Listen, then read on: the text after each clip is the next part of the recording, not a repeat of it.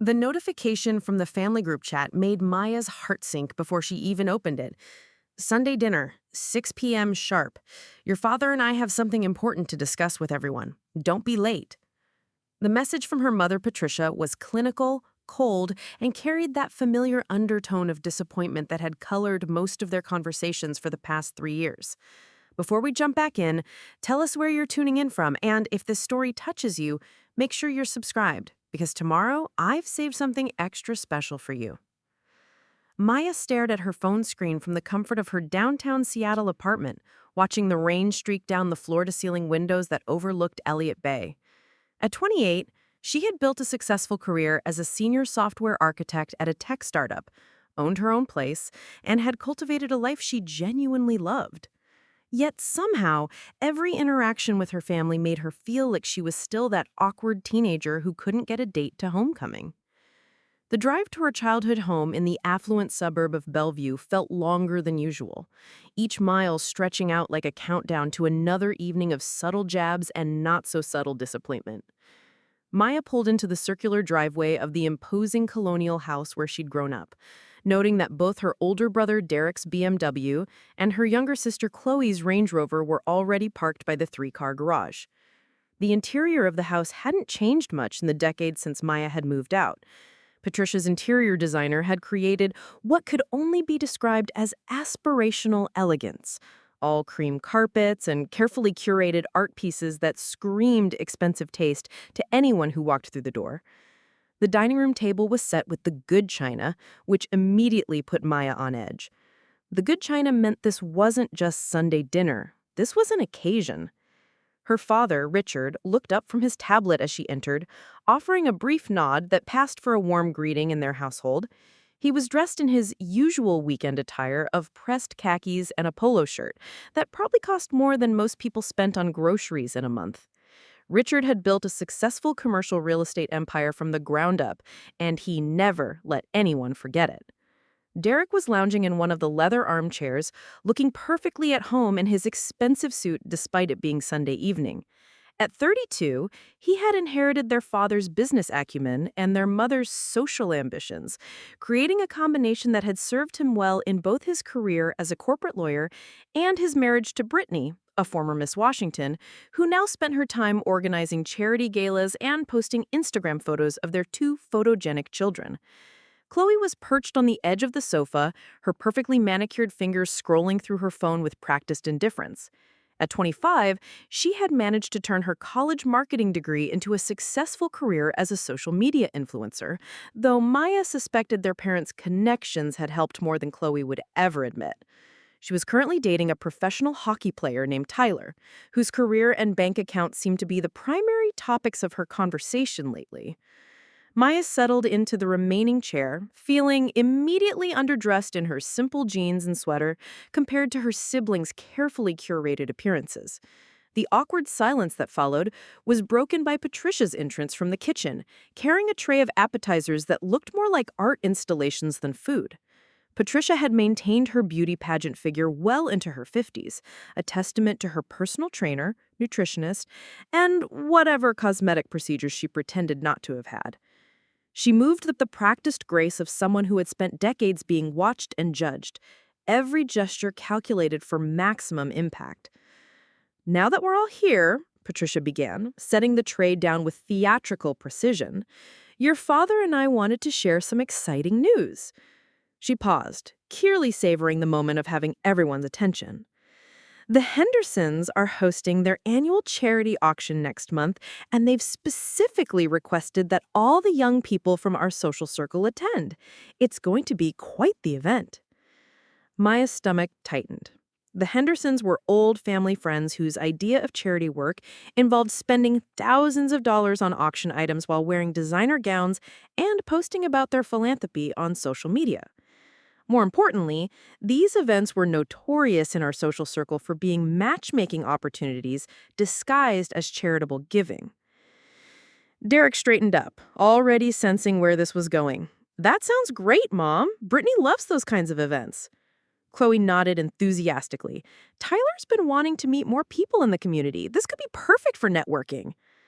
All eyes turned to Maya, who could practically feel the weight of their expectations settling on her shoulders like a lead blanket. She knew what was coming next, could predict the conversation with uncomfortable accuracy. And Maya, Patricia continued, her tone shifting to that particular blend of concern and disappointment that Maya knew so well, we really think this could be a wonderful opportunity for you to meet someone.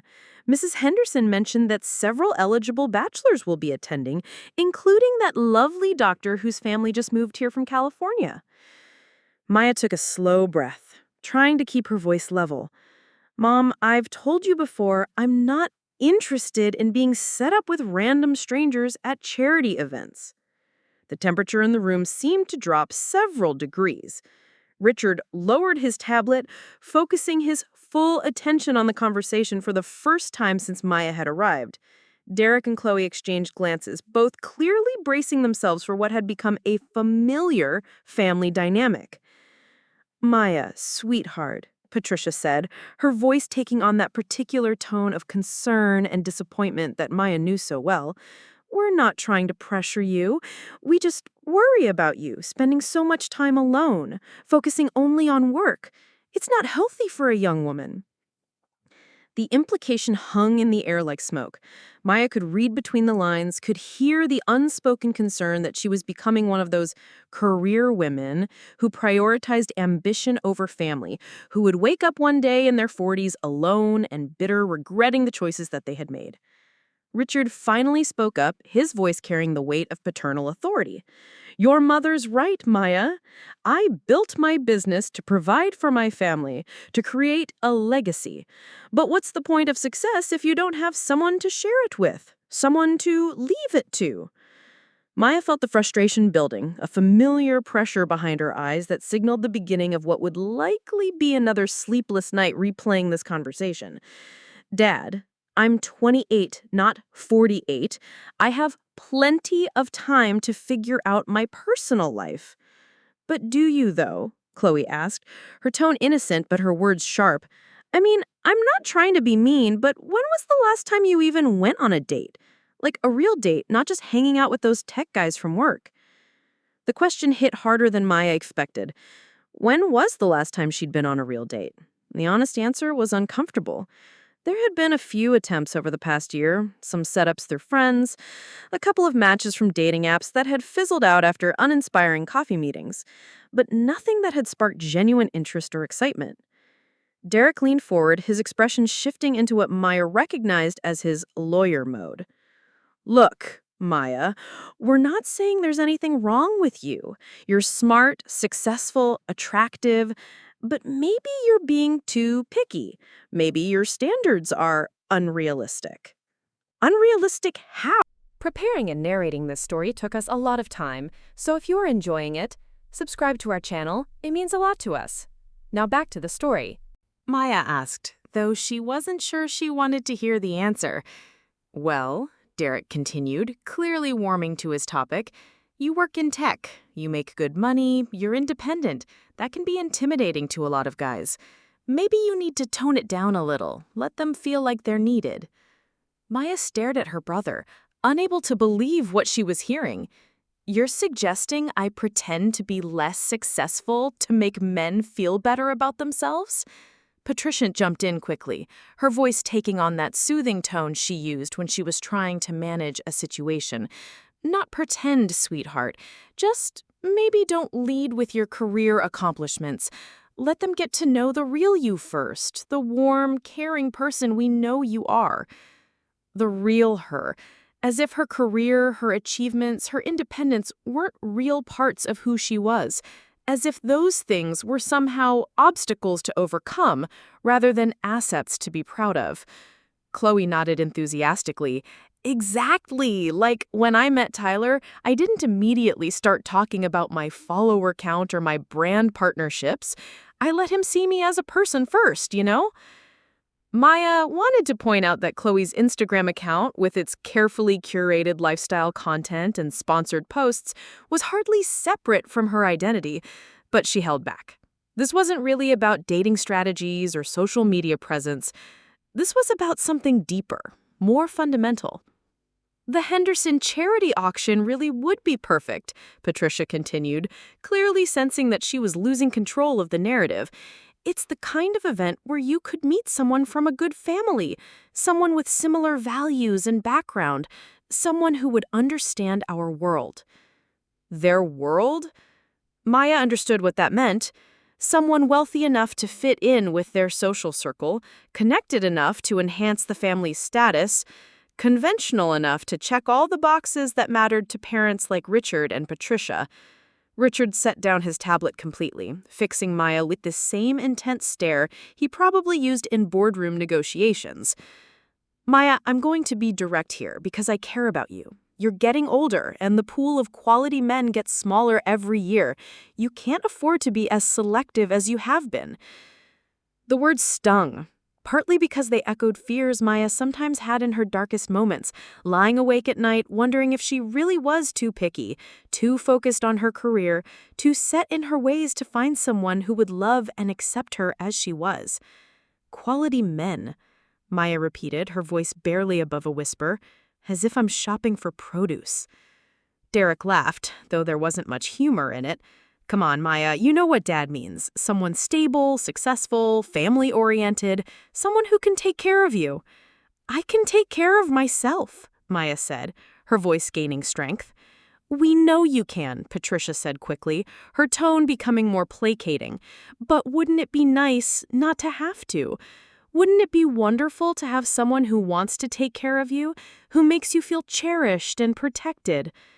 Maya looked around the room at her family, at these people who claimed to love her but seemed incapable of understanding her. They saw her success as something to be managed, her independence as a problem to be solved, her happiness as incomplete without a man to validate it. The dinner that followed was a blur of forced conversation and careful politeness, with the charity auction looming over everything like an unspoken threat.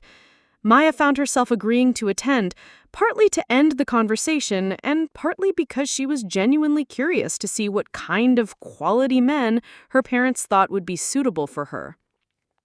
As she drove home through the Seattle drizzle, her phone buzzed with a text from an unknown number. She glanced at it when she reached a red light, expecting spam or a wrong number.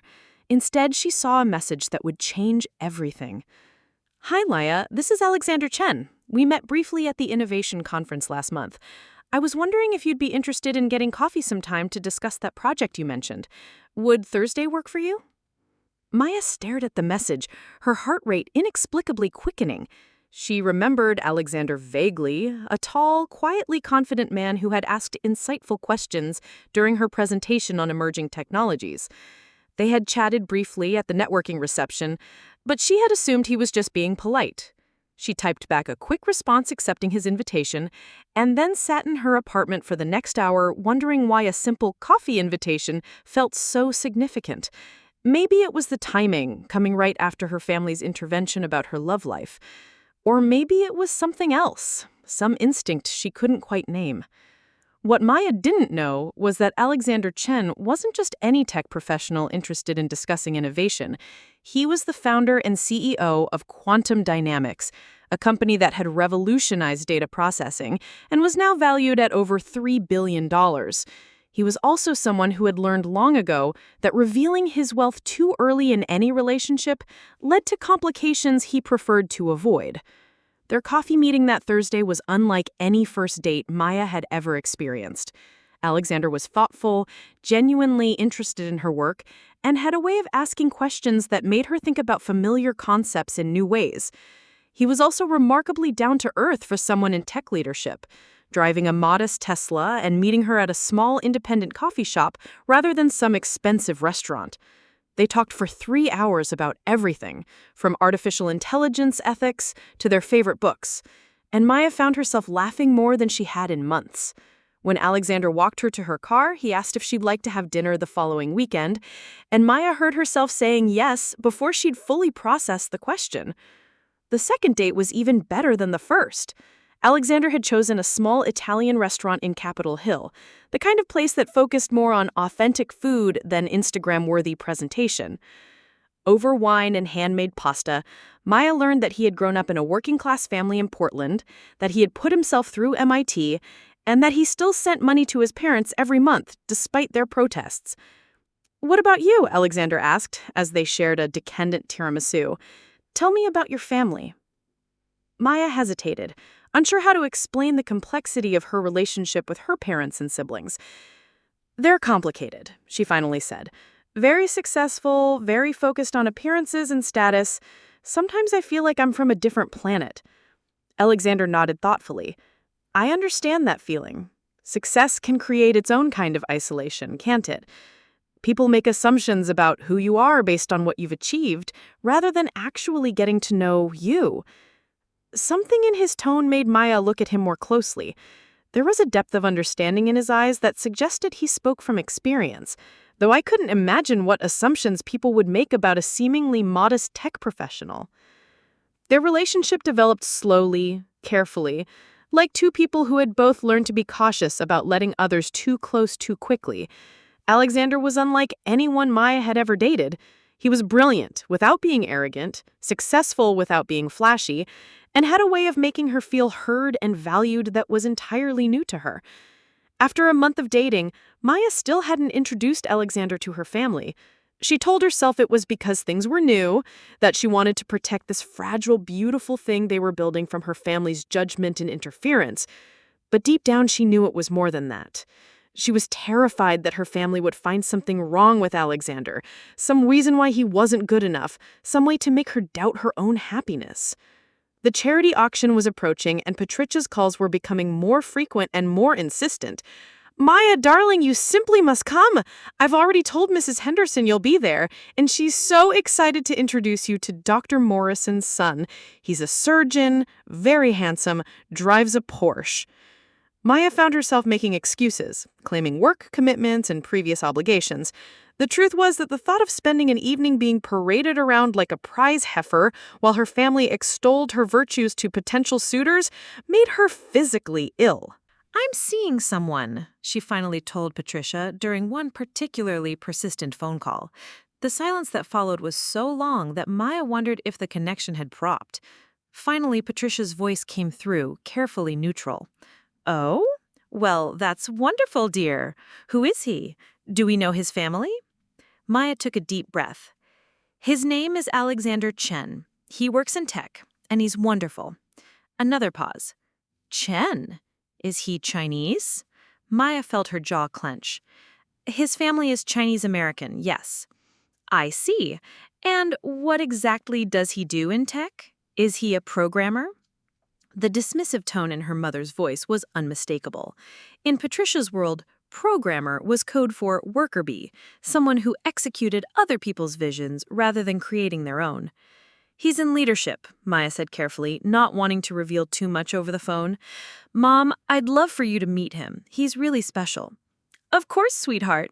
We'd love to meet any young man you're serious about. Why don't you bring him to Sunday dinner this week?" Maya's heart sank. Sunday dinner was the family's preferred method of vetting potential additions to their social circle. It was an elaborate performance designed to showcase their wealth, status, and social connections while simultaneously testing whether the newcomer could measure up to their standards. After she hung up, Maya stared at her phone for a long time, wondering how to explain to Alexander that her family dinner would be less like a casual meal and more like a job interview conducted by people who had already decided he wasn't qualified for the position. That evening, over dinner at their now regular spot, Maya broached the subject carefully. "So, my family wants to meet you." Alexander looked up from his pad thai, a slight smile playing at the corners of his mouth. "Should I be worried?" Maya laughed, but there wasn't much humor in it. "Maybe a little. They're very intense about anyone I date. They have very specific ideas about what kind of person would be suitable for me." "And you don't think I'll measure up to their standards?" Maya reached across the table, taking his hand. "Alexander, you exceed any reasonable standard. But my family standards aren't always reasonable. They care a lot about status, about money, about fitting into their social circle. They might not understand how amazing you are." Alexander squeezed her hand gently. "Maya, I appreciate you trying to protect me, but I can handle a family dinner. I've dealt with difficult people before." What Alexander didn't tell Maya was that he had dealt with her exact type of family many times before. In his world, everyone wanted something from him, and he had become expert at reading people's motivations and managing their expectations. He was also curious to meet the family that had shaped the remarkable woman sitting across from him, even if they clearly didn't appreciate what they had. The Sunday dinner was scheduled for the following week, giving Maya 7 days to worry about every possible way the evening could go wrong. She found herself coaching Alexander on her family's personalities and quirks, trying to prepare him for the subtle tests and not-so-subtle judgments that awaited him. Derek will probably try to dominate the conversation, she warned him as they drove to Bellevue. He's a lawyer, so he likes to debate and show off how much he knows about current events. Just don't take it personally if he gets competitive. Alexander nodded, seemingly unbothered by the prospect. And your sister? Chloe will probably flirt with you a little, not because she's interested, but because she can't help herself. She measures her worth by how much attention she gets from men, even men who are clearly taken. Again, don't take it personally. And your parents? Maya took a deep breath. Mom will ask a lot of questions about your family, your background, your career. She'll be polite, but she's gathering intelligence. Dad will be more direct. He'll want to know about your earning potential, your ambitions, whether you can provide for me in the style to which I'm accustomed. Alexander was quiet for a moment. Maya, do you think I can provide for you in the style to which you're accustomed? The question caught her off guard. Alexander, that's not what this is about. I don't need anyone to provide for me. I have my own career, my own money. That's not what I asked. Maya glanced over at him, noting the serious expression on his face. I don't care about money, not the way my family does. I care about kindness, intelligence, integrity. You have all of those things in abundance. Alexander smiled, but something in his expression suggested he was thinking about things she couldn't see. Good to know. They pulled into the circular driveway of her childhood home, and Maya felt her stomach tighten with familiar anxiety. The house looked exactly as it always did, imposing and pristine, designed to impress rather than welcome. Patricia answered the door in a cocktail dress that probably cost more than most people's monthly salary, her smile bright and perfectly practiced. You must be Alexander, she said, extending a manicured hand. I'm Patricia, Maya's mother. We're so pleased to finally meet you. Alexander shook her hand with confident ease. Mrs. Morrison, thank you so much for having me. Your home is beautiful. Maya watched her mother's reaction carefully. Patricia's smile didn't waver, but Maya caught the slight pause as she processed Alexander's appearance. He was undeniably handsome, tall and well-built with intelligent dark eyes and an expensive haircut. But he was also clearly Asian, wearing a simple button-down shirt and slacks that, while well-fitted, didn't scream designer labels. Richard appeared behind Patricia, extending his hand with the kind of firm handshake that was meant to establish dominance from the first moment. Alexander, good to meet you. I'm Richard. Come in, come in. The living room was already occupied by Derek, Brittany, Chloe, and Tyler, all arranged like actors on a stage set. Derek stood immediately, his lawyer instincts kicking in as he sized up the newcomer. Brittany remained seated but offered a pageant-perfect smile. Chloe looked Alexander up and down with unconcealed interest, and Tyler nodded from his position near the bar. The introductions were a carefully choreographed dance of politeness and assessment. Maya watched Alexander navigate the social minefield with impressive skill, offering appropriate compliments and asking thoughtful questions that demonstrated both intelligence and genuine interest. So, Alexander, Richard began once everyone was settled with drinks, Maya tells us you work in tech. What exactly do you do? Maya tensed, knowing this was the opening salvo in what would likely be an extended interrogation about Alexander's career prospects and earning potential. I run a company that develops quantum computing solutions for data processing, Alexander replied smoothly. We work primarily with large corporations and government agencies to solve complex computational problems. Derek leaned forward, clearly intrigued despite himself. Quantum computing? That's pretty cutting-edge stuff. How big is your company? We're still relatively small, Alexander said modestly. About 800 employees across our various offices. Maya blinked in surprise. Alexander had never mentioned that his company was that large. 800 employees suggested a much more significant operation than she had realized. Chloe, who had been unusually quiet, suddenly spoke up. "That sounds really impressive. Do you travel a lot for work?" "I love traveling. Tyler and I just got back from the Maldives." Alexander smiled politely. "Some travel, yes, though I try to minimize it. There's no place like home." Patricia seized the opening she had been waiting for. "And where is home for you, Alexander? Are your parents local?" "My parents live in Portland. My father was a mechanic, and my mother worked as a seamstress. They immigrated from Taiwan when I was very young." Maya saw the almost imperceptible exchange of glances between her parents. In their world, family background mattered almost as much as current success. The fact that Alexander's parents had been working-class immigrants would be filed away as a significant data point. "How interesting," Patricia said, her tone carefully neutral. "And do you have siblings?" "One sister. She's a pediatric nurse in San Francisco." Another data point. Respectable profession, but not doctor or lawyer level respectable. Brittany, who had been silent up to this point, suddenly joined the conversation. "Maya, you look wonderful tonight. That color is really flattering on you." Maya recognized the deflection tactic. When conversations about unsuitable boyfriends became too uncomfortable, Brittany had a talent for redirecting attention to safer topics. Dinner was served in the formal dining room, another opportunity for Patricia to showcase the family's refinement and attention to detail. The meal was prepared by their housekeeper, Maria, though Patricia presented each course as if she had spent hours in the kitchen herself. As they ate, the conversation flowed through the usual topics: current events, mutual acquaintances, upcoming social events. Alexander participated thoughtfully, demonstrating knowledge about a wide range of subjects without ever seeming to show off. Derek, perhaps frustrated by his inability to find obvious flaws in Alexander's conversational skills, decided to probe deeper. "So, Alexander, 800 employees, that's quite a payroll to manage. What kind of revenue does a company like yours generate?" Maya nearly choked on her wine. Even for Derek, the question was breathtakingly direct and inappropriate. Alexander didn't seem fazed. "We've been fortunate enough to achieve sustainable profitability," he said diplomatically. "The quantum computing field is growing rapidly." "But surely you can give us a ballpark figure," Derek pressed, his competitive instincts fully engaged. "I mean, if you're serious about Maya, we'd want to know that you can provide for her appropriately." The room fell silent. Even Tyler, who had been focused primarily on his phone throughout dinner, looked up with interest.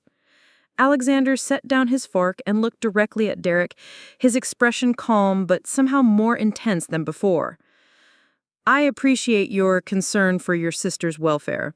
I can assure you that my financial situation is more than adequate to support any lifestyle Maya might desire."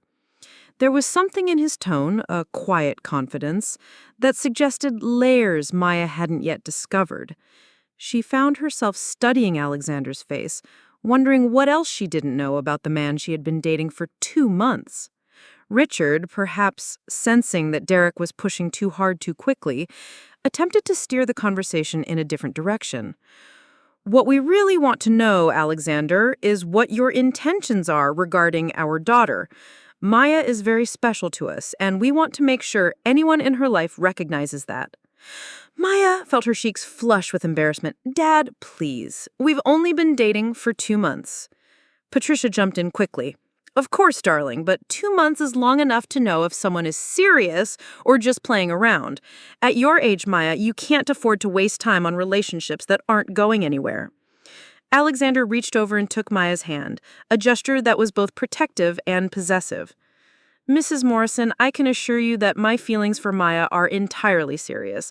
She's an extraordinary woman, and I consider myself very fortunate that she's chosen to spend time with me." Chloe made a small sound that might have been an awe or might have been mockery.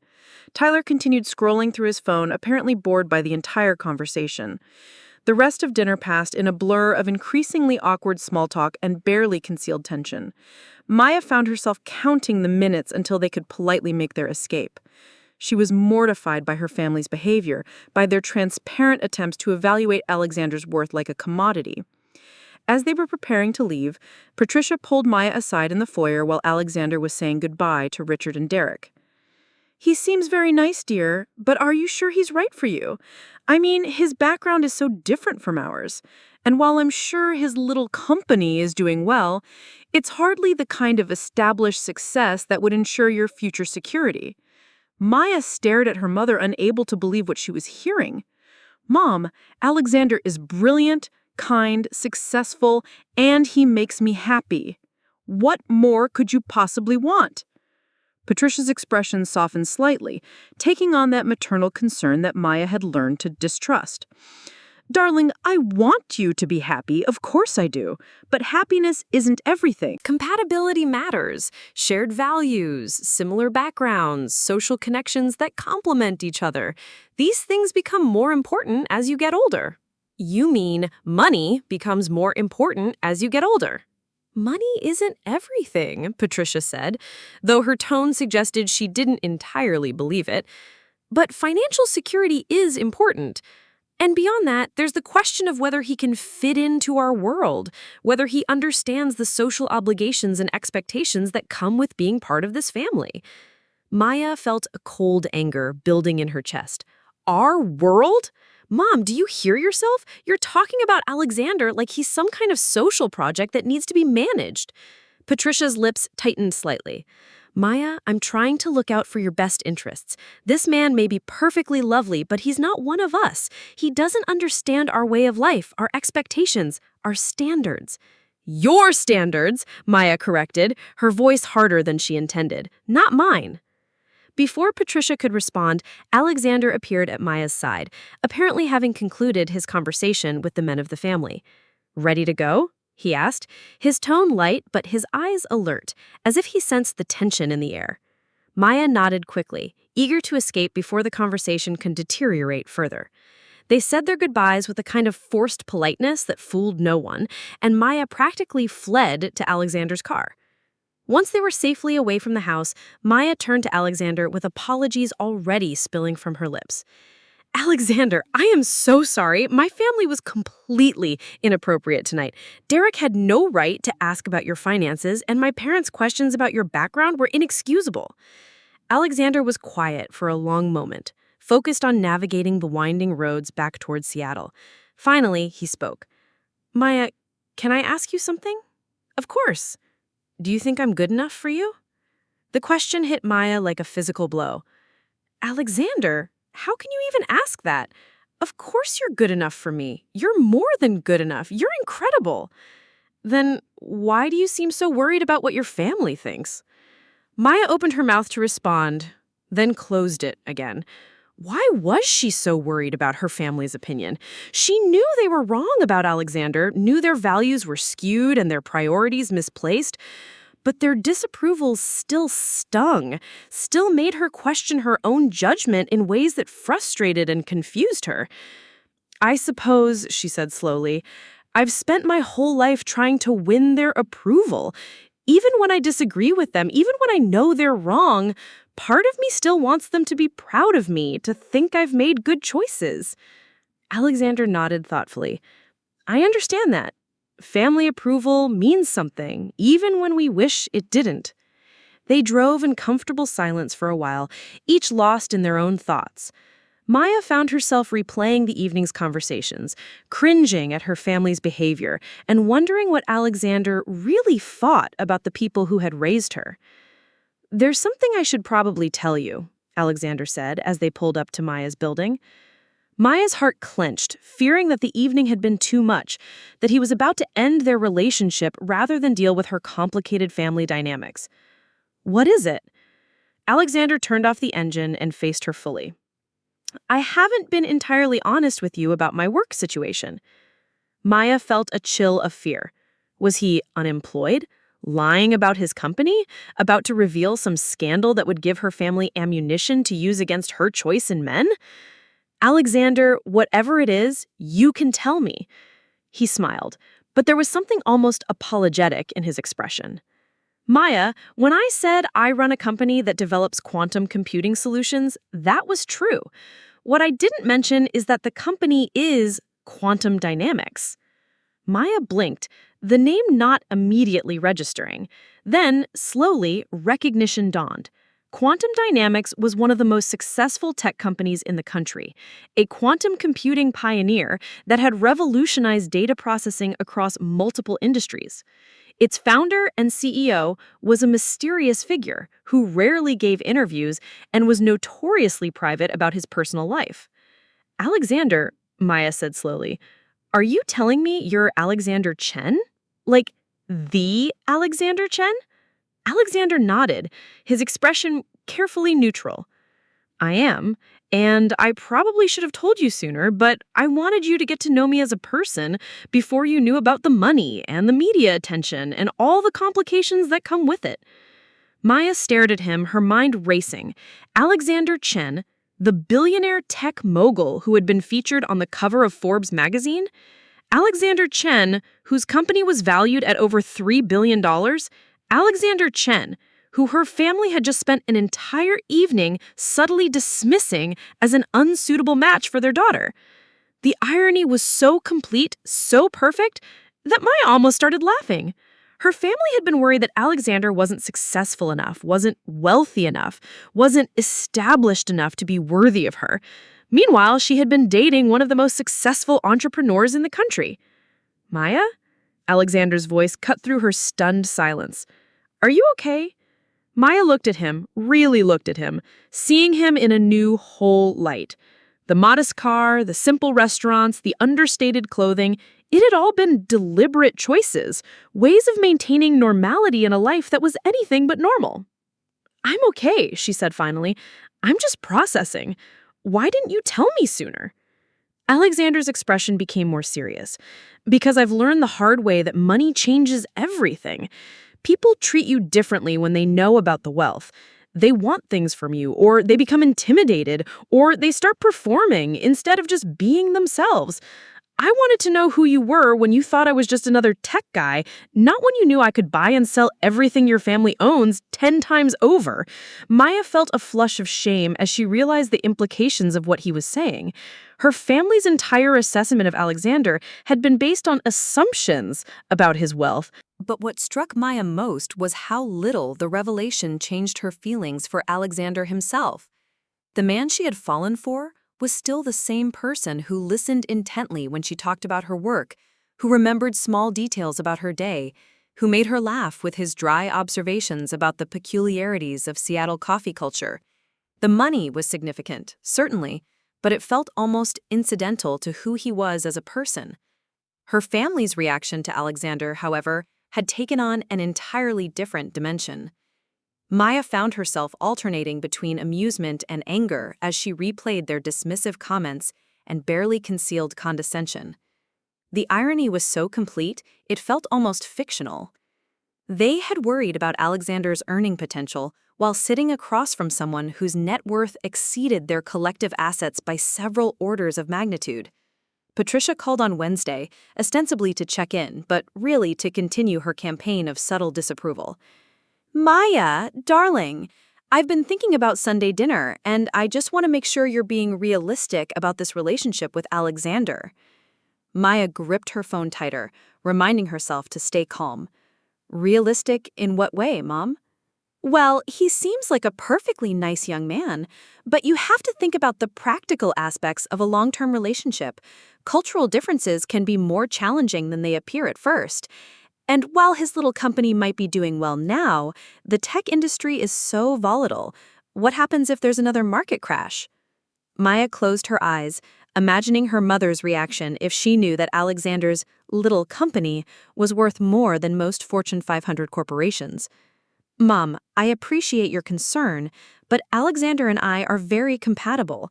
We share the same values, the same interests, the same goals. Patricia's sigh was audible through the phone. Maya, sharing interests is lovely for dating, but marriage is about so much more than that.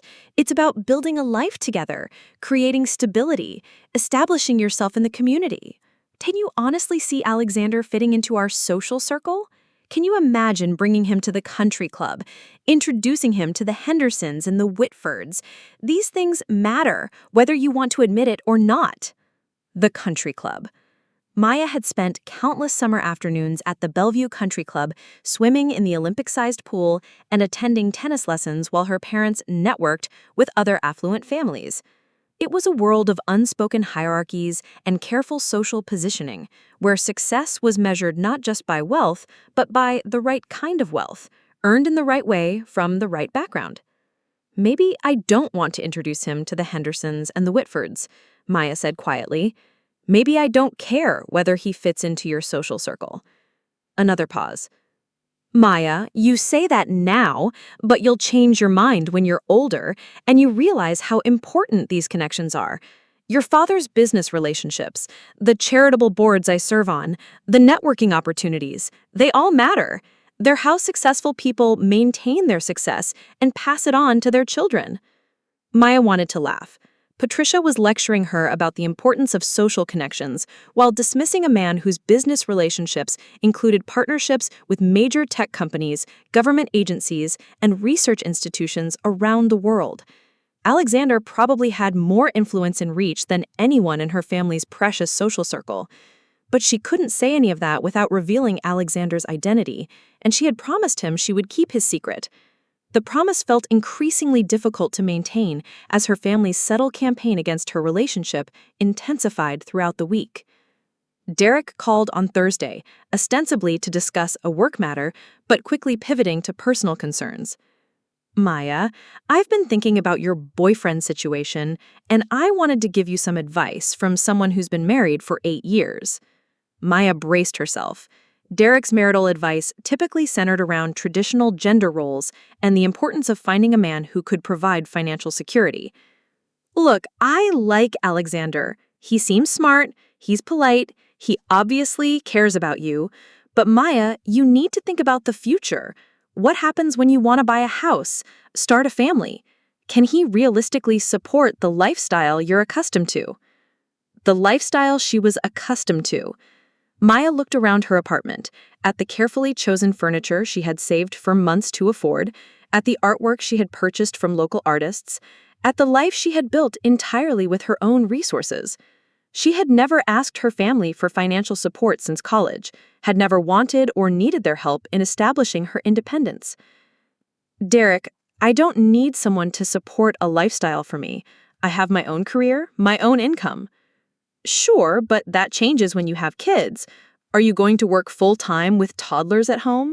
And even if you do, childcare costs are astronomical. Plus, there's the question of schools, extracurricular activities, family vacations. These things add up, and from what I can tell, Alexander's income might not stretch that far." Maya felt her jaw tighten. Derek had no idea what Alexander's actual income might be, but was making assumptions based on appearances and cultural stereotypes. The conversation felt like a microcosm of everything that frustrated her about her family's worldview. "Maybe I don't want the same things you and Brittany want. Maybe I don't need private schools and country club memberships and European vacations to be happy." Derek laughed, but there was little humor in it. "Maya, you grew up with all of those things. You're used to a certain standard of living, whether you want to admit it or not. Trust me, downgrading your lifestyle is a lot harder than you think it would be." After she hung up, Maya sat in her office staring at her computer screen, unable to focus on the code review she was supposed to be completing. Her family's pressure felt relentless, a constant drumbeat of disapproval and concern that wore at her confidence despite her rational knowledge that they were wrong. That evening, Alexander took her to dinner at a small French bistro in Fremont, the kind of intimate neighborhood place that felt like a secret even though it had been featured in several food magazines. Over a coq au vin and a bottle of wine that probably cost more than Maya realized, she found herself studying Alexander's face, looking for signs of the wealth and power she now knew he possessed. "You're quiet tonight," Alexander observed, his dark eyes concerned. "Everything okay?" Maya hesitated, unsure how to explain the week's accumulating frustrations without sounding petty or ungrateful. "My family has been calling. They have a lot of opinions about our relationship." Alexander set down his wineglass, his attention fully focused on her. "What kind of opinions?" "The usual concerns. Whether you're successful enough, whether you can provide for me appropriately, whether you fit into their social circle. Maya paused, then added quietly, "Whether I'm making a mistake." Alexander was silent for a long moment, his expression unreadable. "And what do you think? Do you think you're making a mistake?" Maya reached across the table, taking his hand. "Alexander, you're the best thing that's happened to me in years. You're brilliant, kind, funny, and you make me feel valued in ways I didn't know was possible. The only mistake would be letting my family's narrow-minded opinions interfere with something this good." Alexander smiled, but something in his expression suggested he was processing more than just my words. "Maya, can I ask you something that might sound strange?" "Of course." "If your family's opinion of me changed, if they suddenly decided I was acceptable, would that matter to you?" Maya frowned, confused by the hypothetical. "I mean, it would be nice to have their approval, but it wouldn't change how I feel about you. Why do you ask?" Alexander was silent for a moment, seemingly weighing his words. "I've been thinking about our situation, about the position you're in with your family." It must be exhausting, defending a relationship they don't understand or approve of. Maya felt a chill of fear. "Alexander, are you having second thoughts? Because if my family's behavior is too much to deal with, I understand, but please don't make decisions based on their opinions." "No, Maya, I'm not having second thoughts about us, but I am having thoughts about how to handle the situation with your family." Alexander paused, his expression becoming more serious. "What if there was a way to show them exactly how wrong their assumptions about me are?" Maya studied his face, trying to read the intention behind his words. "What do you mean?" "I mean, what if they knew who I really am? What if they understood that their concerns about my ability to provide for you are not just misguided, but almost laughably so?" Maya felt her pulse quicken. "Alexander, you said you wanted to keep your identity private. You said revealing your wealth changes how people treat you." "It does," Alexander agreed. "But your family is already treating me poorly based on their assumptions about my lack of wealth. Maybe it's time they understood how incorrect those assumptions are." Maya shook her head. "I don't want you to reveal your identity just to impress my family. That's not who we are. It's not what our relationship is about." Alexander squeezed her hand gently. "Maya, this isn't about impressing them. This is about protecting you from their constant pressure and disapproval. You shouldn't have to defend your choice to be with me based on some fictional version of who I am." The conversation continued throughout dinner, with Maya torn between her desire to shield Alexander from her family's judgment and her growing exhaustion with their constant criticism. By the time they returned to her apartment, she was no closer to a decision about how to handle the situation. Friday brought a new level of family interference when Chloe appeared at Maya's office during lunch, claiming to be in the neighborhood for a photo shoot with a local boutique. Maya suspected the visit was orchestrated, another attempt to influence her relationship decisions. "I wanted to talk to you about Alexander," Chloe said without preamble, settling into the chair across from Maya's desk with practiced elegance. "Don't get me wrong, he seems really sweet, but Maya, are you sure he's right for you?" Maya suppressed a sigh. "Chloe, I appreciate your concern, but my relationship with Alexander is working well for both of us." Chloe leaned forward, her expression taking on that earnest sincerity she had perfected during her brief stint in high school theater. "But Maya, think about the long term. You're successful, you're beautiful, you could have anyone. Why settle for someone who can't match what you bring to the relationship?" The question stung, partly because it echoed doubts Maya sometimes had in her more insecure moments. Was she settling? Was her attraction to Alexander's intelligence and kindness blinding her to practical considerations about their compatibility? "What makes you think I'm settling?" Maya asked, genuinely curious about her sister's perspective. Chloe gestured vaguely, her manicured nails catching the office fluorescent lighting.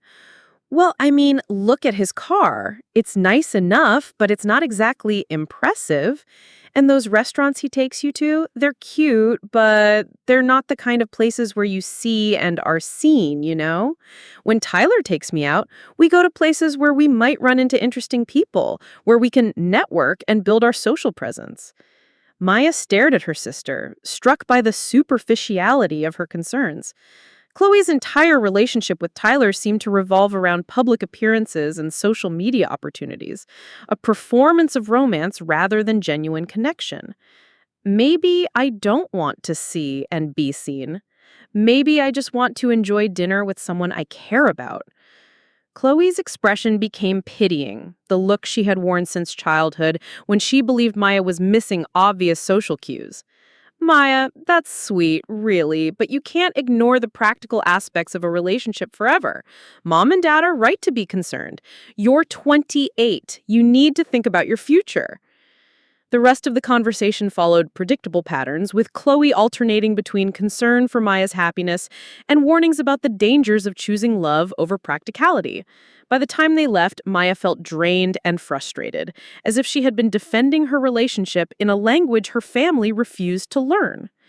That evening, Maya called her best friend Sarah, needing perspective from someone outside her family's sphere of influence. Sarah had known Maya since college, had watched her navigate previous relationships and career challenges, and had never hesitated to offer honest opinions about Maya's choices. So let me get this straight. Your family is worried that your brilliant, successful, incredibly wealthy boyfriend isn't good enough for you because they think he's just a regular tech worker. Maya laughed to herself. When you put it like that, it sounds insane. Maya, it is insane. Your family is so obsessed with appearances and social status that they can't see what's actually in front of them. Alexander makes you happy, he treats you well, and he's more successful than anyone they know. What more could they possibly want? They want someone from their world, someone whose family they know, whose background they understand, whose success comes in forms they recognize and approve of. Sarah was quiet for a moment. Maya, can I ask you something that might be hard to hear? Go ahead. I mean, do you actually care what they think? Like, really care? Because from the outside, it seems like you're letting them make you miserable about something that should be making you incredibly happy. Maya considered the question seriously. Did she care what her family thought? The honest answer was complicated. She wanted their approval, had always wanted their approval, but she was beginning to realize that their approval might come at a cost she wasn't willing to pay. I suppose I've always hoped they would eventually see me as an adult capable of making good decisions, but maybe that's never going to happen, regardless of who I date or what choices I make. Maybe the question isn't how to get their approval. Maybe the question is whether you're willing to live your life trying to earn something they might never give you. The conversation with Sarah crystallized something Maya had been avoiding confronting. Her family's disapproval wasn't really about Alexander. It was their fundamental inability to trust her judgment, their persistent belief that she needed their guidance and oversight to make appropriate life decisions. Saturday morning brought an unexpected development when Patricia called with what she described as exciting news. Maya, darling, I've just had the most wonderful conversation with Mrs. Henderson. It turns out her nephew Jonathan is visiting from Boston next week, and he's very eager to meet you. Maya felt her stomach clench. Mom, I've told you I'm in a relationship with Alexander. Patricia's voice took on that patient tone she used when she believed Maya was being unreasonable. Sweetheart, you're not married to Alexander. There's no harm in meeting other people, especially someone from such a good family. Jonathan is a cardiologist, he went to Harvard, and the Hendersons say he's absolutely charming. I'm not interested in meeting Jonathan, Maya said firmly. I'm happy with Alexander. Maya, you're being stubborn. Alexander seems like a perfectly nice young man, but you owe it to yourself to explore your options. What if Jonathan is everything Alexander is and more? What if he's someone who can truly complement your life instead of limiting it? Maya felt anger building in her chest, a hot, defensive rage that surprised her with its intensity. Limiting it? How exactly is Alexander limiting my life? Patricia paused, clearly realizing she had pushed too far. I didn't mean to imply that he's limiting you, dear. I just meant that sometimes we settle for what's comfortable instead of reaching for what's extraordinary. And you think a cardiologist from Boston is more extraordinary than Alexander? I think a cardiologist from a prominent Boston family with connections to some of the best hospitals in the country might offer you a different kind of life than a tech worker from Portland. Maya closed her eyes, imagining her mother's reaction if she knew that Alexander had been featured on the cover of Fortune magazine, that his connections included partnerships with major corporations and government agencies around the world, that his influence in the technology sector was orders of magnitude greater than any cardiologist's influence in the medical field. The temptation to reveal Alexander's identity was becoming overwhelming. Every conversation with her family felt like an exercise in restraint, a constant battle between her promise to protect Alexander's privacy and her desire to defend their relationship with the truth. That afternoon, Alexander picked her up for what had become their regular Saturday adventure, exploring different neighborhoods in Seattle and discovering new coffee shops, bookstores, and markets. Today they were wandering through Pike Place Market, sampling local honey and watching the famous fish throwers perform for tourists. You seem distracted, Alexander observed as they shared a paper boat of mini donuts from one of the market vendors. Maya hesitated, then decided to be direct. My mother wants to set me up with a cardiologist from Boston. She thinks I should explore my options instead of settling for you. Alexander's expression didn't change, but Maya caught a slight tightening around his eyes. And what do you think? I think my mother has no idea what she's talking about, Maya said firmly. I think she's so obsessed with status and appearances that she can't see what's actually important. Alexander nodded thoughtfully, his gaze distant as he watched a street musician playing guitar near the flower stalls. Maya, I've been thinking about our conversation from dinner the other night, about revealing my identity to your family. Maya felt a flutter of anxiety. And I think maybe it's time, not to impress them, not to win their approval, but to remove this particular source of stress from your life. You shouldn't have to defend your choice to be with me based on incomplete information. Maya studied his face, trying to read the motivations behind his words. Alexander, are you sure? Once they know, there's no going back. Everything changes. Alexander smiled, but there was something almost predatory in his expression. Maya, everything is already changing. Your family is escalating their campaign to break us up. They're trying to set you up with other men, questioning your judgment, making you doubt yourself. Maybe it's time they understood exactly how wrong they are. The conversation continued as they walked through the market, debating the pros and cons of revelation. Maya found herself torn between her desire to protect Alexander's privacy and her growing exhaustion with her family's constant pressure. By the time they returned to her apartment, they had reached a decision. Alexander would reveal his identity at the next family gathering, which happened to be Richard's birthday dinner the following Sunday. It would be a controlled environment, a family-only event where the revelation could be managed without external witnesses or media attention. Maya spent the rest of the weekend alternating between excitement and anxiety about the upcoming dinner. Part of her relished the thought of her family's reaction when they discovered their mistake, but another part worried about the long-term consequences of the revelation, the ways it might change not just her family's perception of Alexander, but their relationship itself. Sunday evening arrived with unusual Seattle sunshine, golden light streaming through the windows of her parents' house as Maya and Alexander pulled into the circular driveway. Maya noticed that Alexander seemed more relaxed than usual, almost anticipatory, as if he was looking forward to the evening's revelations. The family was already assembled in the living room, with Richard holding court from his favorite armchair, while Patricia fussed over the birthday arrangements. Derek and Brittany were discussing summer vacation plans with Chloe and Tyler, their conversation punctuated by the kind of casual mentions of expensive destinations that characterized their social circle. "Alexander," Patricia said as they entered, her smile bright but strained. "How lovely to see you again." Alexander shook hands with Richard and made polite conversation with the others, playing the role of the modest tech worker with the same skill he had demonstrated at the previous dinner. Maya watched him carefully, looking for signs of the revelation to come, but his demeanor remained perfectly controlled. Dinner was served in the formal dining room, another elaborate production designed to showcase the family's refinement and attention to detail. The conversation flowed through familiar topics, though Maya noticed an undercurrent of tension that suggested everyone was aware of the unresolved questions about her relationship.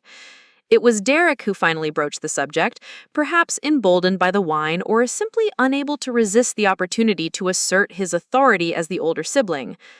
"So, Alexander, Maya tells us you've been seeing each other for about 3 months now. Are you starting to think about the future? About where this relationship might be headed?" Alexander set down his fork and looked directly at Derek, his expression suddenly more serious than Maya had ever seen it set. "Actually, Derek, I'm glad you brought that up. There are some things about my situation that I think the family should know." Maya felt her heart rate increase, recognizing the shift in Alexander's tone from polite guest to something else, something more commanding and confident. "Maya and I have been having conversations about transparency, and we've decided that it's time you knew exactly who I am and what I do." Patricia leaned forward slightly, her expression curious but still tinged with that maternal concern that had colored all her interactions with Alexander. "Of course, dear. We'd love to know more about you." Alexander smiled, but there was something almost wolfish in his expression now, a predatory confidence that Maya had never seen before. "My name is Alexander Chen, and I'm the founder and CEO of Quantum Dynamics." The silence that followed was so complete that Maya could hear the grandfather clock ticking in the hallway. Derek's fork paused halfway to his mouth. Chloe's eyes widened to comic proportions. Brittany looked confused, as if she recognized the name but couldn't quite place it. Richard was the first to recover, his businessman's instincts kicking in. "Quantum Dynamics, the data processing company." "That's right," Alexander said calmly. "We develop quantum computing solutions for large-scale data analysis. We work primarily with Fortune 500 companies and government agencies around the world." Patricia blinked several times, clearly processing the implications. "But that's a very large company, isn't it?" Alexander nodded. "We currently employ about 800 people across our various offices, and our annual revenue is approximately $1.2 billion. The silence stretched longer this time. Maya watched her family's faces as the reality of Alexander's identity sank in. Derek looked like he had been slapped. Chloe's mouth was actually hanging open. Tyler had stopped pretending to pay attention to his phone and was staring at Alexander with newfound interest. "You're a billionaire," Brittany said finally, her voice barely above a whisper. Alexander's smile broadened. According to the most recent Forbes estimate, my net worth is approximately $3.4 billion. Yes. Maya felt a strange mixture of vindication and anxiety as she watched her family grapple with this new information. The man they had been politely dismissing as unsuitable for their daughter was actually one of the wealthiest individuals in the country. Richard was the first to find his voice, though it came out as barely more than a croak. $3.4 billion? He reached for his water glass with trembling fingers, his face having gone pale beneath his carefully maintained tan. Alexander nodded serenely, cutting another bite of his salmon as if he had just commented on the weather rather than revealed himself as one of the wealthiest individuals in the Pacific Northwest. Give or take a few $100 million, depending on market fluctuations. Patricia's hand flew to her throat, her fingers finding the diamond necklace that Richard had given her for their 25th anniversary. The necklace that had cost $40,000 and represented one of the most expensive gifts she had ever received suddenly seemed quaint, almost laughably modest in comparison to the wealth sitting across from her at the dinner table. "But you drive a Tesla," Chloe burst out, her voice higher than usual. "Like a regular Tesla, not even the expensive one." Alexander's smile was patient, almost indulgent. "I drive a Model S. It's environmentally responsible and meets my transportation needs. I've never seen the point in owning multiple cars when I can only drive one at a time. Derek finally managed to close his mouth, though his lawyer's mind was clearly racing to process the implications of what he had just learned. Quantum dynamics. You founded it when, 12 years ago? 15? 14 years ago, Alexander confirmed. I started it in my garage in Portland while I was finishing my PhD at MIT. Remote doctoral work, before it was fashionable. Maya watched her family grapple with this new reality, feeling a complex mixture of vindication and discomfort. The vindication was obvious. She had been right about Alexander all along, and her family's concerns about his suitability had been revealed as not just wrong, but spectacularly misguided. But the discomfort was equally real. This revelation felt like a performance, a calculated demonstration of power that changed the fundamental dynamic of the evening. Brittany, who had been silent since her whispered observation about Alexander's billionaire status, suddenly came to life. Oh my God, you were on the cover of Forbes last year, weren't you? The Quiet Revolutionary, how Alexander Chen is changing everything we know about data processing. Alexander inclined his head modestly. That was a particularly thorough article. The journalist spent 3 months researching quantum computing applications before our interview. I remember that issue, Richard said slowly, his businessman's instincts finally overriding his shock. The article mentioned partnerships with NASA, the Department of Defense, major pharmaceutical companies conducting drug research. Among others, Alexander agreed. We've been fortunate to work with organizations that are pushing the boundaries of what's possible with large-scale data analysis. Patricia had been unusually quiet, her normally sharp social instincts apparently overwhelmed by the magnitude of her miscalculation. When she finally spoke, her voice carried a tremor that Maya had never heard before. Alexander, why didn't you tell us who you were from the beginning? Alexander set down his fork and looked directly at Patricia, his expression becoming more serious. Mrs. Morrison, I've learned through experience that revealing my wealth early in relationships, whether personal or professional, tends to change how people behave around me. People become performative, calculating, focused on what they can gain rather than who they actually are. He paused, his gaze moving around the table to include everyone in his attention. I wanted to get to know Maya's family as they truly are. And I wanted them to know me as I truly am, without the distortion that comes with preconceived notions about wealth. The implication hung in the air like smoke from a snuffed candle. Alexander had seen exactly who Maya's family truly was, and they had revealed themselves to be people who judged others based on assumptions about money and status rather than character or compatibility. Derek, perhaps recognizing the criticism embedded in Alexander's words, attempted to recover some ground. That's understandable, of course, but you have to admit it's natural for families to be concerned about their daughter's financial security. We weren't being shallow, we were being protective. Alexander's smile was polite but cold. Were you? Because from my perspective, your concern seemed less about Maya's happiness and more about whether I could maintain the lifestyle you thought she deserved. The accuracy of the observation was devastating. Maya watched her brother struggle to formulate a response that didn't sound completely mercenary. Chloe, apparently incapable of reading the room, chose that moment to pivot into full social climbing mode. Alexander, this is so exciting. Do you know other entrepreneurs? Do you hang out with tech billionaires? Have you met Elon Musk? Maya cringed at her sister's transparent opportunism. Her Instagram influencer instincts had kicked in, clearly already calculating the social media potential of having a billionaire as an almost brother-in-law. Alexander's smile was patient, almost indulgent. I know many people in the tech industry, yes, but I preferred to keep my business relationships separate from my personal life. The rebuff was gentle but unmistakable. Chloe's face fell slightly as she realized that Alexander wasn't going to be her entry into a more glamorous social circle. Meanwhile, Patricia was clearly struggling to recalibrate her entire understanding of the situation. Alexander, I hope you can understand our position. We had no way of knowing who you were, and we were simply trying to look out for Maya's best interests. I understand your position perfectly, Alexander replied, his tone neutral.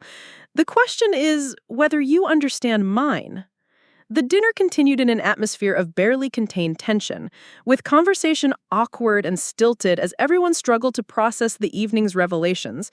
Maya found herself observing the interactions with a mixture of fascination and horror, watching her family's true nature emerge as they grappled with their spectacular misjudgment. Richard, ever the businessman, was the first to attempt a recovery strategy. Alexander, I have to say, quantum dynamics has always impressed me from a business perspective. The way you've scaled the company while maintaining innovation, it's remarkable. Maya almost laughed out loud. Her father had never mentioned quantum dynamics before this evening, had probably never heard of the company until Alexander revealed his identity. But Richard was nothing if not adaptable when it came to recognizing opportunity.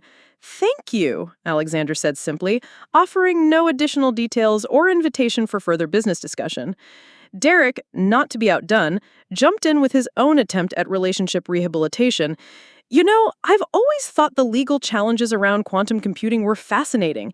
The intellectual property questions alone must be incredibly complex.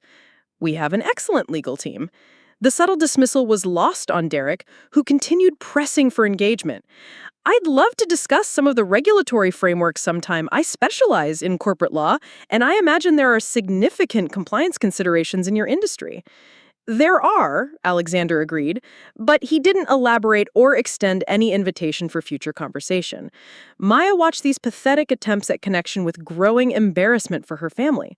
They were behaving exactly as Alexander had predicted people would behave once they knew about his wealth, becoming calculating and performative, trying to position themselves to benefit from association with his success.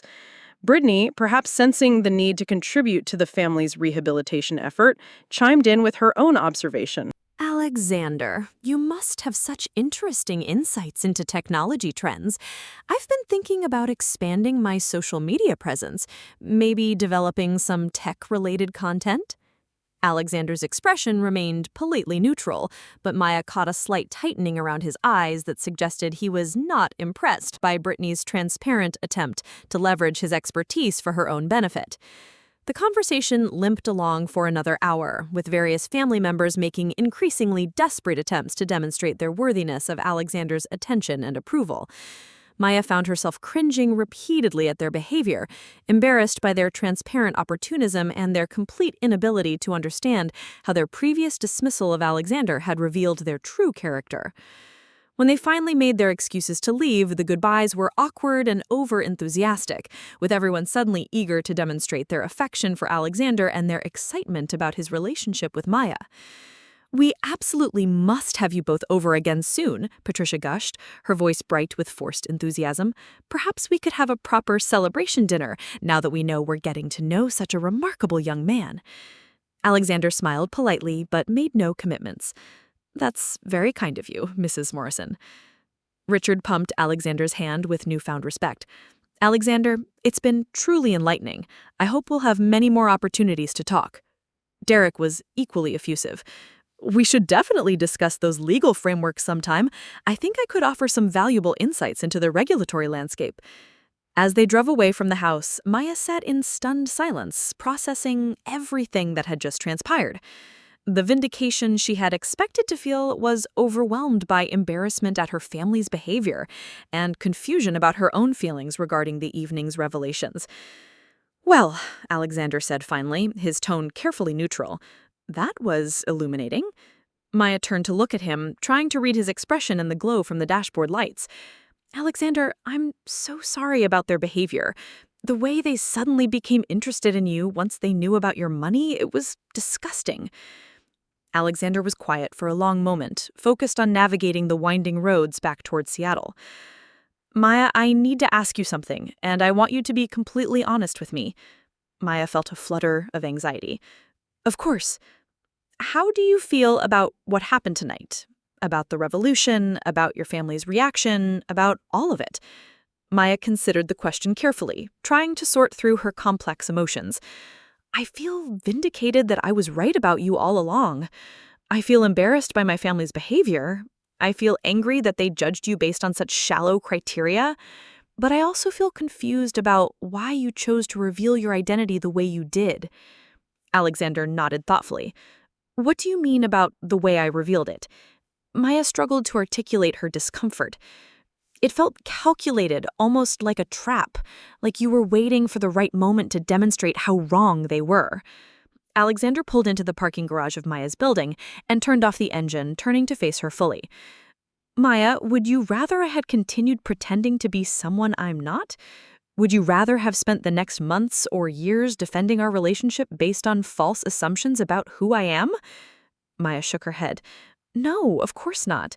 But there's a difference between being honest about who you are and using that information as a weapon. Alexander's expression became more serious. Do you think that's what I did? Used my identity as a weapon? Maya hesitated, recognizing that her answer would likely determine the future of their relationship. I think you revealed your identity in a way that was designed to shock and embarrass my family. And while they deserve to be embarrassed for their behavior, I'm not sure how I feel about being part of that kind of manipulation. Alexander was quiet for a long moment, processing her words. When he spoke, his voice was thoughtful rather than defensive. Maya, you're not wrong. I did choose the timing and method of my revelation carefully. Your family had spent weeks questioning your judgment, pressuring you to reconsider our relationship, trying to set you up with other men. They were causing you stress and unhappiness based on completely false assumptions about who I am. He paused, running a hand through his hair. Did I enjoy watching them realize how wrong they were? Yes, I did. Does that make me manipulative? Perhaps. But I'm not apologetic about protecting the woman I care about from people who were trying to undermine her happiness. Maya felt her heart rate increase at his words. The woman you care about? Alexander smiled, his expression softening for the first time since the dinner began. Maya, I think I'm falling in love with you. Actually, I know I'm falling in love with you. And watching your family treat you like you were incapable of making good decisions about your own life made me angry in ways I didn't expect. Maya stared at him, processing both his declaration of love and his admission that the evening's events had been partly motivated by anger on her behalf. Alexander, I think I'm falling in love with you too, but I need to understand something. Was any of this real? The modest restaurants, the simple car, the way you presented yourself? Was any of it genuine? Alexander took his hands in his expression becoming intense. Maya, everything about the way I feel about you is real. The restaurants I chose weren't performances. They were places I genuinely enjoy. The car I drive isn't a disguise. It's what I actually prefer. I may have enormous wealth, but that doesn't mean I have expensive tastes or flashy preferences. He paused, squeezing her hands gently. The only thing that wasn't real was my allowing your family to believe I was something less than I am. Everything else, every conversation we've had, every feeling I've shared with you, that's all been completely genuine. Maya felt some of her tension dissolve, but questions remained. What happens now? With my family, I mean. They're going to be completely different around you, around us. They're going to be calculating and opportunistic and embarrassing. Alexander nodded. Probably. The question is whether you can live with that. Whether you can maintain relationships with people who have shown you exactly who they are when they think it matters. The question struck at the heart of Maya's dilemma. She had always known her family was focused on status and appearance, but she had never been forced to confront the full implications of their worldview until now. Watching them dismiss Alexander based on their assumptions about his wealth, then immediately pivot to acceptance once they learned the truth, had been a masterclass in their actual values. I don't know, Maya said honestly. I love them, but I'm not sure I like them very much right now. Alexander squeezed her hands again. You don't have to make any permanent decisions tonight. But Maya, you should know that whatever you decide about your family, it won't change how I feel about you. They sat in comfortable silence for several minutes, both processing the evening's events and their implications. Finally, Maya spoke. Can I ask you something that might sound shallow? Alexander smiled. After the evening we've just had, I don't think anything could sound shallow. Are you really worth $3.4 billion? Alexander laughed, the first genuinely relaxed sound he had made all evening. According to the most recent Forbes estimate, yes. Though the actual number fluctuates based on quantum dynamics stock price and my various investments. Maya shook her head in wonder. I've been dating a billionaire for 3 months and had no idea. Does it change how you feel about me? Maya considered the question seriously. It explains some things. The confidence, the way you carry yourself, the fact that you never seemed worried about money. But no, it doesn't change how I feel about you as a person. Alexander's smile was warm and genuine. Good, because I was hoping you'd fallen for Alexander the person, not Alexander the balance sheet. Maya leaned across the center console and kissed him, a soft, lingering kiss that tasted like possibility and new beginnings. When they broke apart, she rested her forehead against his. So what happens now? She asked. Now, Alexander said, we figure out how to build a real relationship without the complications of secrets and family interference. The following week brought a barrage of phone calls, text messages, and surprise visits from Maya's family members, each attempting to repair their relationship with both Maya and Alexander. The sudden attention was as transparent as it was exhausting. Patricia called every day, sometimes multiple times, with various invitations and suggestions. Maya, darling, I was thinking we should throw a proper engagement party for you and Alexander. Nothing too elaborate, just a small gathering of our closest friends so they can meet this wonderful man you found. Maya had to explain repeatedly that they weren't engaged, that they had been dating for only 3 months, and that Alexander valued his privacy too much to be interested in being displayed at social gatherings. Derek took a different approach, attempting to position himself as Alexander's ally and advisor. Maya, you should bring Alexander by the office sometime. I'd love to introduce him to some of my partners. He might find our insights into corporate law useful as he continues expanding quantum dynamics. The presumption was breathtaking. Derek had gone from questioning Alexander's ability to provide for Maya to assuming Alexander would welcome his professional advice. Chloe's attempts at connection were perhaps the most transparent. She had started following quantum dynamics on all social media platforms and was constantly sending Maya screenshots of articles about Alexander or the company, along with commentary about how exciting it was to have such a successful, almost brother-in-law.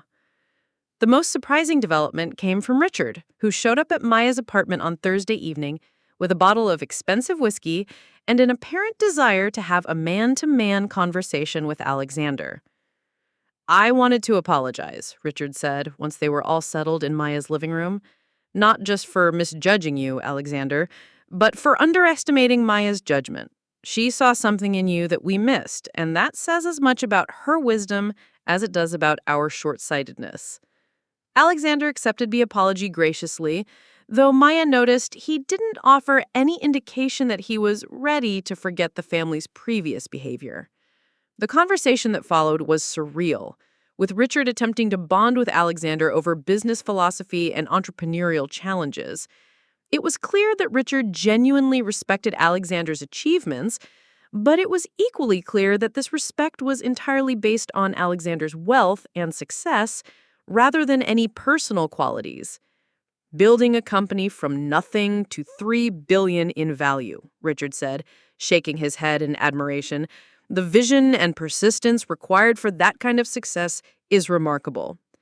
Alexander nodded politely.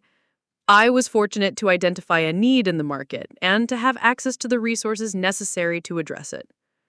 Richard leaned forward, clearly hoping to establish some kind of mentor relationship. You know, I built my real estate business from the ground up as well. Started with a single property and grew it into a portfolio worth several million. The challenges of scaling a business, managing growth, maintaining quality while expanding. I understand those pressures. Maya watched Alexander's reaction carefully, noting the subtle way his expression remained politely neutral, despite Richard's obvious attempt to draw parallels between their respective levels of business success. A several million-dollar real estate portfolio was certainly nothing to dismiss, but comparing it to a multi-billion-dollar technology company was almost comically presumptuous. Success in any business requires dedication and smart decision-making, Alexander agreed diplomatically. Richard seemed to interpret this as encouragement to continue. Exactly. And I have to say, from a business perspective, your approach to privacy and low-key living is brilliant. So many rich people become targets because they're flashy about their success. Your understated approach, it shows real intelligence. Maya realized with growing discomfort that her father was essentially complimenting Alexander for deceiving them about his wealth, as if the deception had been a clever business strategy rather than a personal choice based on past experiences with people like her family. The evening continued in this vein, with Richard offering various insights into wealth management, tax strategies, and social responsibilities that came with significant financial success. Throughout it all, Alexander remained polite but distant, engaging with Richard's conversation without offering any real intimacy or connection. When Richard finally left, Maya and Alexander were alone again for the first time since the revelation dinner. "Well, that was awkward," Maya said, settling beside Alexander on his couch. Alexander smiled, but there was little humor in it. "Your father means well, I think. But Maya, you should understand something about what's happening with your family right now." Maya looked confused at him. "They're not actually apologizing for their behavior. They're repositioning themselves to benefit from their new understanding of my circumstances. Your father wasn't bonding with me tonight. He was auditioning for a relationship with someone he now perceives as valuable to know." The observation stung because Maya recognized its accuracy. "You think they're incapable of genuine change?" Alexander considered the question carefully. "I think people's fundamental values don't change overnight. Your family judged me based on their assumptions about my wealth. Now they're embracing me based on the reality of my wealth. In both cases, their behavior is driven by the same underlying priorities." Maya felt a heavy sadness settling in her chest. "So you're saying they can't actually accept you for who you are, only for what you have?" "I'm saying that their acceptance is conditional on factors that have nothing to do with who I am as a person or how I treat you. And Maya, you deserve better than conditional acceptance from the people who claim to love you." The truth of his words was undeniable, but it forced Maya to confront a reality she had been avoiding. Her family's love and acceptance had always been contingent on her meeting their expectations, following their script for what her life should look like. The fact that they were now enthusiastically supportive of her relationship with Alexander didn't represent growth or understanding. It simply reflected their recalibration based on new information about his financial status.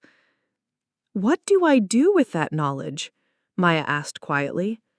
Alexander took her hand. His thumb traced gentle circles across her knuckles. "You decide what kind of relationships you want to have and what you're willing to accept from the people in your life.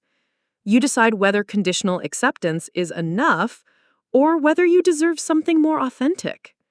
The conversation continued late into the night, with Maya and Alexander exploring the implications of the family revelation for their relationship and their future together. It became clear that the evening at her parents' house had been a turning point, not just in terms of her family's knowledge about Alexander's identity, but in terms of Maya's understanding of the dynamics that had shaped her entire life. Over the following weeks, Maya began to establish new boundaries with her family. She stopped responding to every phone call immediately, stopped accepting every invitation, stopped allowing their opinions to influence her decisions about her relationship with Alexander.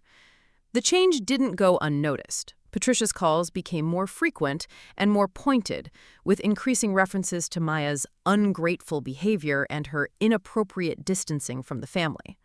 "Maya, I don't understand what's happened to you," Patricia said during one particularly tense phone call. "We're trying to welcome Alexander into the family, to show him how much we appreciate him, and you're acting like we've done something wrong." Maya took a deep breath, choosing her words carefully. "Mom, you are welcoming Alexander now that you know he's wealthy, but you spent weeks trying to convince me to break up with him when you thought he was just a regular tech worker. Can you understand why that feels problematic to me? Patricia's silence stretched long enough that Maya wondered if the call had dropped.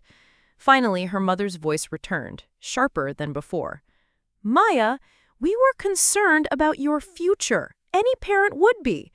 Now that we know Alexander is successful, those concerns are obviously resolved. I don't understand why you're holding our natural parental worry against us. The conversation ended badly, with Patricia hanging up in frustration and Maya sitting in her apartment wondering how her mother could be so completely blind to the implications of her own words. Alexander, meanwhile, had declined every subsequent invitation from Maya's family.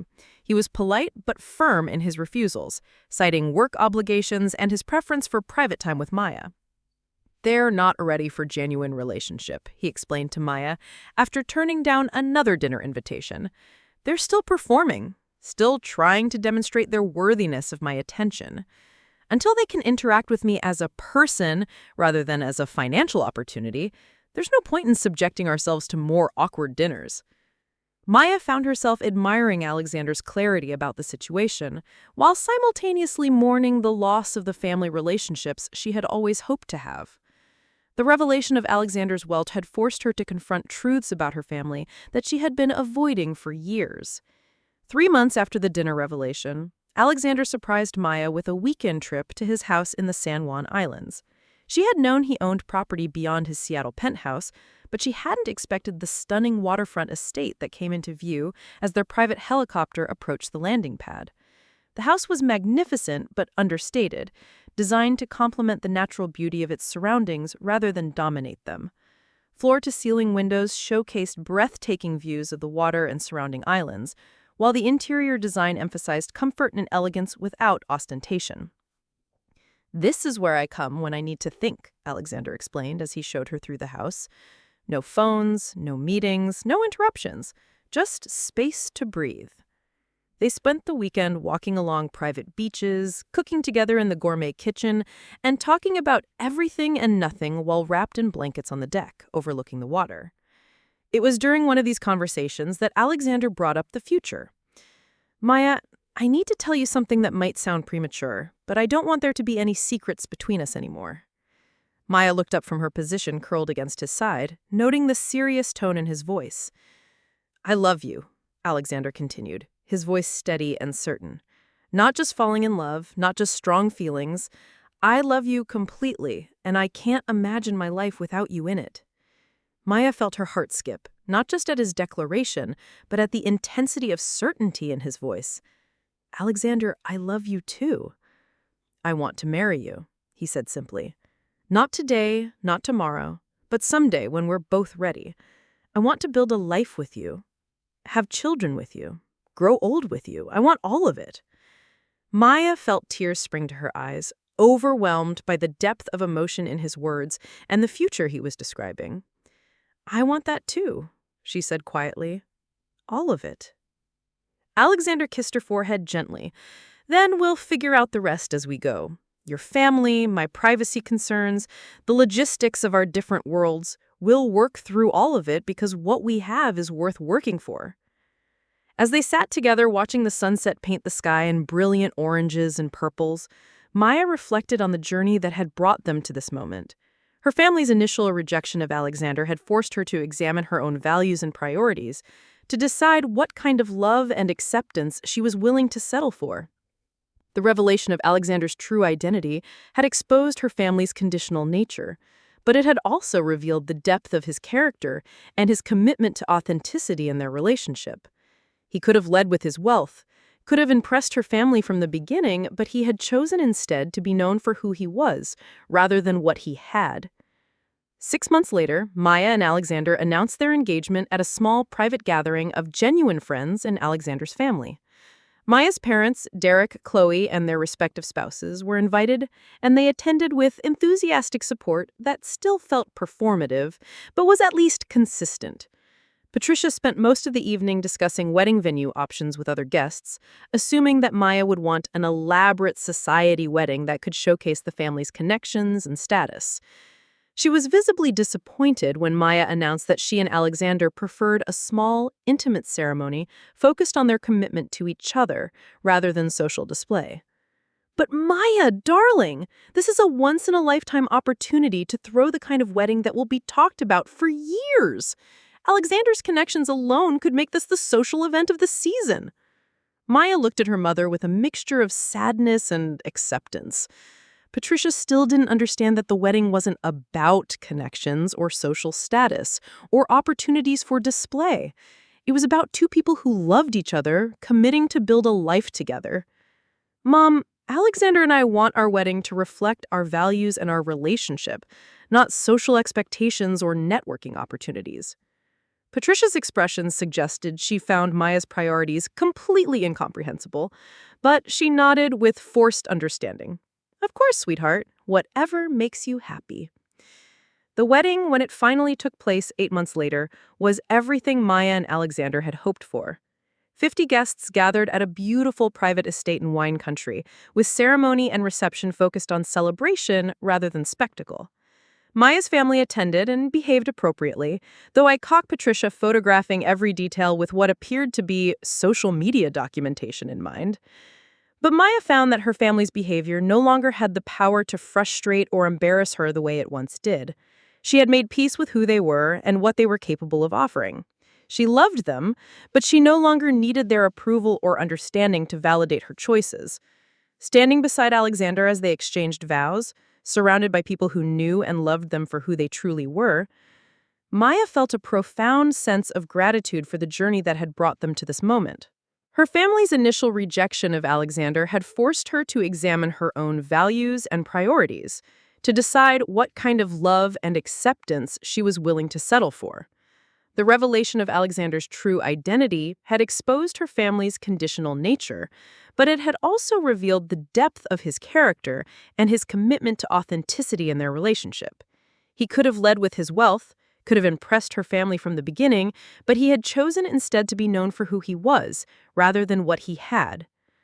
As they danced their first dance as husband and wife, Alexander whispered in her ear, "No regrets about choosing the tech worker over the cardiologist?" Maya laughed, remembering her mother's attempts to set her up with Dr. Morrison's son from Boston. "None whatsoever, though I have to say you certainly exceeded my expectations for earning potential." Alexander spun her gracefully, his eyes sparkling with amusement. "Just wait until you see the retirement plan." Watching from their table, Patricia leaned over to Richard and said in a voice that carried more than she intended, "Well, at least we don't have to worry about Maya's financial security anymore." Maya caught the comment and felt a familiar flicker of irritation, but then she looked at Alexander's face, saw the love and commitment there, and realized that her mother's inability to understand the true source of security in their relationship was no longer her problem to solve. They had found something real together, something that transcended wealth or status or social expectations. They had built a relationship on mutual respect, shared values, and genuine affection. Whatever challenges lay ahead, they would face them together, as partners who had chosen each other not for what they could provide, but for who they truly were. And in the end, Maya reflected, as she and Alexander left for their honeymoon in a private jet that still amazed her, that was worth more than all the money in the world.